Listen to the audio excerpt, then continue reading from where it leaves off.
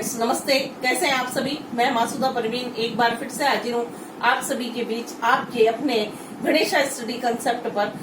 दोस्तों, आज से हम साइकोलॉजी की शुरुआत कर रहे हैं, मनोविज्ञान की शुरुआत कर रहे हैं, जो कि समस्त शिक्षक भर्ती परीक्षाओं में समान रूप से उपयोगी होगा, चाहे वो फर्स्ट ग्रेड हो, second grade, third grade, CTET, RTET, सभी के लिए समान रूप से उपयोगी रहेगा मनोविज्ञान या साइकोलॉजी जिसको हम कहते हैं। तो आइए शुरुआत करते हैं मनोविज्ञान से।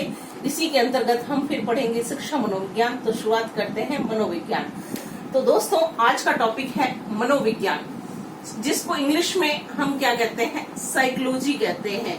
मनोविज्ञान शब्द जो है, सबसे पहले हमें ये जानना पड़ेगा कि मनोविज्ञान क्या है, मनोविज्ञान की उत्पत्ति कहाँ से हुई है, मनोविज्ञान की जननी क्या है। तो दोस्तों, मनोविज्ञान बहुत बाद में था।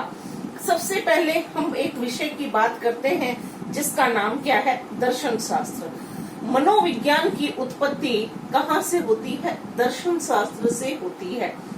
अगर प्रश्न पूछा जाता है कि मनोविज्ञान की जननी किसे कहा जाता है, तब भी हमें उत्तर दर्शन शास्त्र ही लिखना है। या मनोविज्ञान की उत्पत्ति कहाँ से हुई, तब भी हमें उत्तर क्या लिखना है? दर्शन शास्त्र से।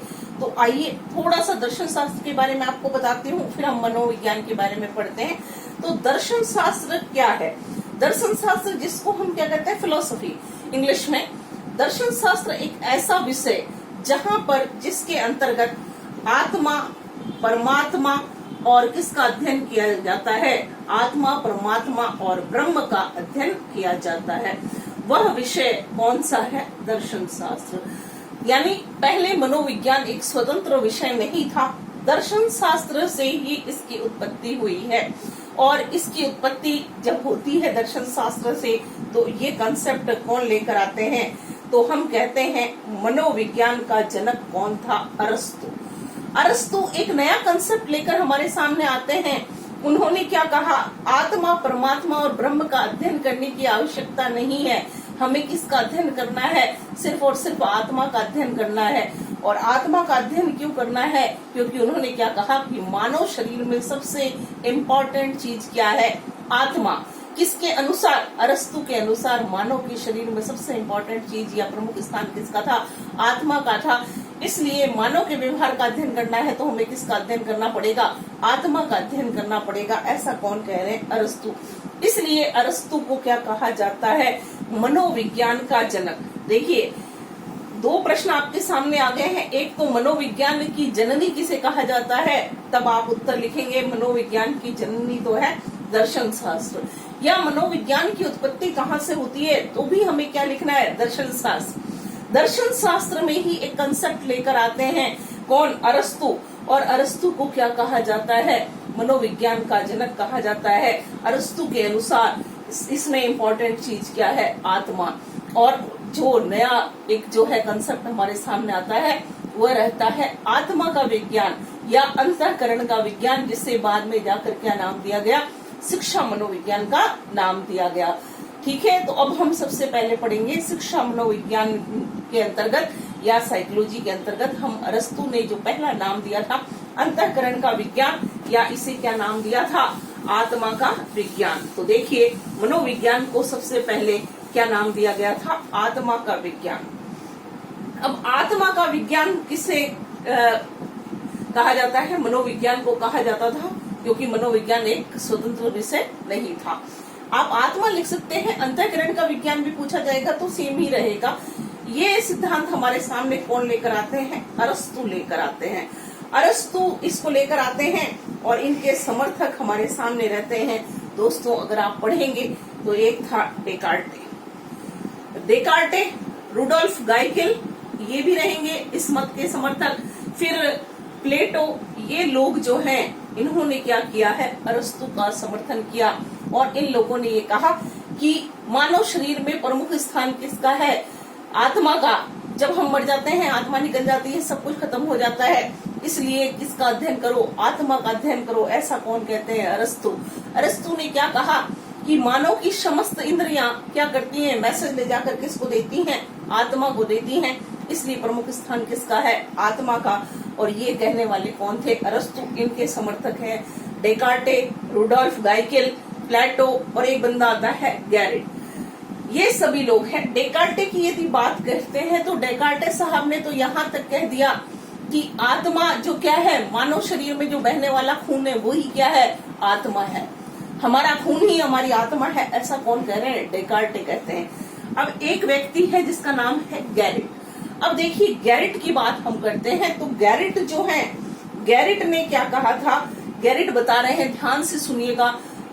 समस्त साइकोलॉजी में या मनोविज्ञान में, मनोविज्ञान या साइकोलॉजी शब्द का वर्गीकरण सिर्फ और सिर्फ दो लोगों ने किया है, हमेशा याद रखिएगा। एक का नाम था गैरेट और दूसरे का नाम था पोम्पोलॉजी। पोम्पोलॉजी अभी हम आगे पढ़ेंगे, अभी हम क्या पढ़ रहे हैं, गैरेट के बारे में पढ़ रहे हैं। गैरेट हमें क्या बता रहे हैं, गैरेट हमें ये बताता है, क्या कहता है कि साइकोलॉजी जो शब्द है, साइकोलॉजी शब्द जो है कौन सी भाषा का है, यूनानी भाषा का है। कौन सी भाषा का है, यूनानी।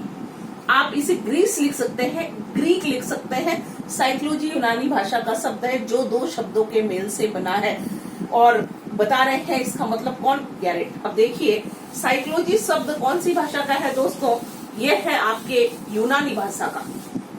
साइकोलॉजी किस कौन सी लैंग्वेज से आया है, यूनानी या ग्रीस से आया है। दो शब्द हैं, साइकी प्लस लोगस, अर्थात साइकी मतलब क्या बताया है, किसके अनुसार, गैरेट ने। गैरेट ये कहते हैं कि साइकी मीन्स क्या होता है, आत्मा, और लोगस का मतलब होता है अध्ययन करने वाला।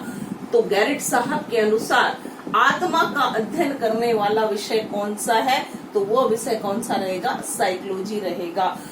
धीरे धीरे समय बीतता गया, 16वीं शताब्दी तक आते आते इस मत का जो है खंडन किया गया या इस मत को अस्वीकार कर दिया गया। अब आपके मन में ये प्रश्न उठ रहा होगा कि आखिर इसे जो है रिजेक्ट क्यों किया गया। तो दोस्तों सबसे पहले जो आपने पढ़ा कि आत्मा का विज्ञान, विज्ञान जो शब्द है या विज्ञान जो विषय है, ये क्या है, विज्ञान एक ऐसा विषय है जो क्या है, प्रैक्टिकल बेस्ड होता है, जिसमें क्या होते हैं, प्रयोग होते हैं। सत्यता की जांच करने के लिए कुछ जो है हमारे पास आर्टिकल्स होते हैं, वस्तुएं होती है, एक्सपेरिमेंट होता है। वह विषय जो है परीक्षण पर आधारित हो, उसके बाद जो निष्कर्ष दिया जाए वह सर्वमान्य है, ऐसा विषय कहलाता है विज्ञान। जबकि हम आत्मा की बात करते हैं तो आत्मा जो है दोस्तों वो कैसी है, अमूर्त है, यानी हमको दिखाई नहीं देती, हम उस पर कोई प्रैक्टिकल नहीं कर सकते। इसलिए लोगों ने कहा जो चीज हमें दिखाई नहीं दे रही है हम उस पर प्रैक्टिकल कैसे कर सकते हैं। इसलिए 16वीं शताब्दी के अंत तक आते आते इस मत का खंडन कर दिया गया, किसका, आत्मा के विज्ञान का। अब अभी हमने जस्ट एक बात की थी एक बंदे की जिसका नाम था रुडोल्फ गॉयकिल। देखिए रुडोल्फ गॉयकिल के लिए भी आपको बता देती हूँ, कई बार प्रश्न पूछे जा चुके हैं। रुडोल्फ गॉयकिल जो कि इस मत के समर्थक थे, रुडोल्फ गॉयकिल क्या कहते हैं, उन्होंने एक बुक लिखी थी, उसका नाम था साइकोलॉजिया। ध्यान से सुनते रहिएगा, साइकोलॉजिया ये क्या है, ग्रंथ है। यदि आपसे पूछा जाता है मनोविज्ञान का प्रथम ग्रंथ कौन सा है, तो फर्स्ट जो टेक्स्ट है, फर्स्ट ग्रंथ ये साइकोलॉजी का कौन सा है, साइकोलॉजिया है। कब पब्लिश हो रहा है, 1590 ईस्वी में, और लिखने वाले कौन है, रुडोल्फ गॉयकिल हैं। Rudolf Goeckel was the first person, यही पहला व्यक्ति है जिसने सबसे पहले कौन से शब्द का प्रयोग किया है, साइकोलॉजी शब्द का प्रयोग किया है। तो दोस्तों यह था आपका फर्स्ट कंसेप्ट जिसमें हमने पढ़ा ये मनोविज्ञान क्या था, पहले आत्मा का विज्ञान था, किंतु 16वीं शताब्दी तक आते आते इसे रिजेक्ट कर दिया जाता है। फिर एक नया कंसेप्ट आता है, वो रहता है, दूसरा कंसेप्ट हमारे पास वो रहता है मन या मस्तिष्क का विज्ञान। मन और मस्तिष्क दोनों एक ही चीजें हैं, ध्यान रखिएगा। यह वेस्टर्न फिलोसफी है, पश्चिमी जो दर्शन शास्त्र है वो है। वेस्टर्न फिलोसफी में मन किसको कहा जाता है, दिमाग को, मस्तिष्क को कहा जाता है मन या मस्तिष्क का विज्ञान। यह कंसेप्ट लेकर आते हैं हमारे सामने पोम्पोलॉजी। अभी जस्ट आपको मैंने बताया था पोम्पोलॉजी और गैरेट दो ही व्यक्ति हैं या दो ही जो है मनोवैज्ञानिक हैं जिन्होंने क्या किया है, मनोविज्ञान का वर्गीकरण किया है। इंग्लिश में साइकोलॉजी कहते हैं, तो साइकोलॉजी शब्द का वर्गीकरण सिर्फ और सिर्फ दो ही लोग कर रहे हैं। एक तो आपका कौन था, गैरेट था, दूसरा पोम्पोलॉजी है। पोम्पोलॉजी कहाँ के हैं? इटली के हैं। अब पोम्पोलॉजी साहब क्या कहते हैं कि मानव की जो इंद्रियां हैं वो क्या करती है, सारा का सारा मैसेज आत्मा को न देकर किसको देती है? हमारे दिमाग को, है ना। जो ज्ञानेंद्रियां हैं वो सारा क्या करती है? लाकर किसको दे देती हैं? मस्तिष्क को लाकर दे देती हैं, और फिर वो क्या होता है? एक्टिवेट होता है। तो ये चीज बताने वाले कौन है हमारे सामने? पोम्पोलॉजी। पोम्पोलॉजी का समर्थन करने के लिए कौन आते हैं? इनके समर्थक थे, अगर आप पढ़ते हैं तो जॉन लॉक इनको सपोर्ट कर रहे हैं। जॉन लॉक साहब थे। रिचेरी नाम का एक मनोवैज्ञानिक है, वो भी करता है। और थॉमस रीड जो हैं, उन्होंने भी किसका समर्थन किया? पोम्पोलॉजी का। और उन्होंने क्या कहा कि मनोविज्ञान की विषय वस्तु क्या है? मनुष्य का मन अर्थात मस्तिष्क है। तो ध्यान रखिएगा, साइको शब्द जो है, साइकी, वो उसके दो ही मीनिंग है, एक तो आत्मा है और दूसरा आपका कौन सा है? मन या मस्तिष्क है। 17वीं शताब्दी तक पहुंचते पहुंचते, कौन सी 17 जो सदी थी, 17वीं सदी तक पहुंचते पहुंचते इस मत का भी लोगों ने क्या कर दिया है? खंडन किया। और उन्होंने क्या कहा? सेम वही बात रिपीट की कि मन या मस्तिष्क कोई एक ऐसी वस्तु नहीं है जो हमारे सामने निकाल कर रख दी जाए, या मन को हम बाहर निकाल दें और हम उस पर क्या करें? प्रैक्टिकल करें, एक्सपेरिमेंट्स करें, तो वो पॉसिबल नहीं है। इसलिए इस मत को भी अस्वीकार कर दिया जाता है। उसके पश्चात एक नया कंसेप्ट हमारे सामने आता है, वो रहेगा चेतना का विज्ञान। वो हम पढ़ेंगे दोस्तों कल। तब तक के लिए टेक केयर, बाय बाय। कोई सजेशन हो तो आप हमें जरूर बताइएगा। Thank you very much.